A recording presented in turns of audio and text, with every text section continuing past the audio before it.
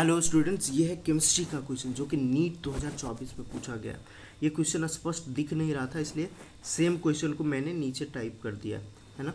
तो ये क्वेश्चन पूछ रहा है a compound with a molecular formula of C6H14 has two tertiary carbons, its IUPAC name is. तो इसका IUPAC नेम क्या होगा, ये हमें फाइंड आउट करना है। तो सबसे पहले ये जो C6H14 जो मोलिकुलर फार्मूला दिया हुआ और एक और इन्फॉर्मेशन दिया गया है कि इस कंपाउंड में जो है टू टर्सरी कार्बन्स है। इसके बेसिस पर अगर हम इस कंपाउंड का स्ट्रक्चर लिख सकें तो इसका नोमेनक्लेचर कर पाना बहुत ही आसान हो जाएगा। तो सबसे पहले चलते हैं कि इसका हम स्ट्रक्चर लिखते हैं।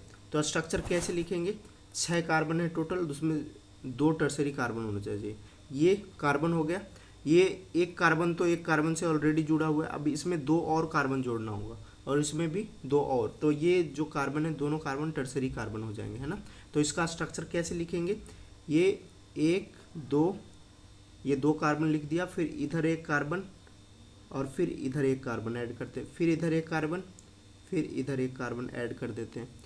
अब इसका वैलेंसी को सेटिस्फाई कर देते हैं, CH3 CH3 CH3 यहाँ भी हो गया और यहाँ भी हो गया CH3, यहाँ एक H, यहाँ एक H, है ना। तो ये देखो, ये टर्सरी कार्बन है, ये टर्सरी कार्बन है। क्यों? क्योंकि ये कार्बन अपने अतिरिक्त 3 और कार्बन से जुड़ा है, 1 2 3, है ना। और ये कार्बन भी अपने अतिरिक्त 3 और कार्बन से जुड़ा है, 1 2 और ये एक 3, इसलिए ये टर्सरी कार्बन है। तो ये स्ट्रक्चर जो नीचे लिखा हुआ है ये देखें सेम स्ट्रक्चर है ना।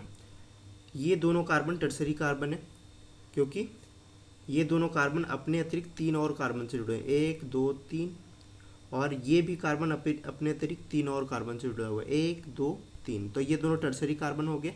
और जो मोलिकुलर फार्मूला C6H14 दिया हुआ है इसको भी सेटिस्फाई कर जाते हैं, क्योंकि टोटल कार्बन काउंट करें तो एक कार्बन, 2 कार्बन, 3 4 5 6 कार्बन हो गए।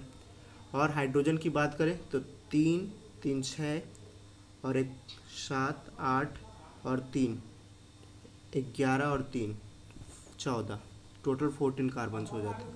तो अगर ये स्ट्रक्चर लिख ले तब अब नोमेनक्लेचर करना आसान है, बहुत आसान है। कैसे करेंगे नोमेनक्लेचर, तो सबसे पहले हम क्या करेंगे, स्ट्रक्चर लिखने के बाद हमें लॉन्गेस्ट पेरेंट चेन सेलेक्ट करना है। तो ये देखो 4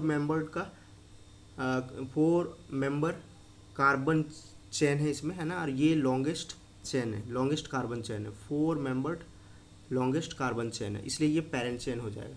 अब इसका आगे के स्टेप में हमने नंबरिंग करना होता है ना। तो पहला हो गया नंबरिंग, चूँकि दोनों साइड से सेम ही आ रहा है सब्स्टिट्यूएंट का पोजीशन, तो हम क्या करेंगे, इसका नंबरिंग हम किसी भी साइड से कर सकते हैं। तो 1 हो गया, ये 1, this is 1, this is 2, this is 3, this is 4। तो हम देख सकते हैं कि सेकेंड पोजीशन पर और थर्ड पोजीशन पर मिथाइल ग्रुप है ना। तो और ये टोटल लॉन्गेस्ट चेन है जो है, टोटल इसमें 4 कार्बन्स हैं, है ना। तो ये ब्यूटेन हो जाएगा।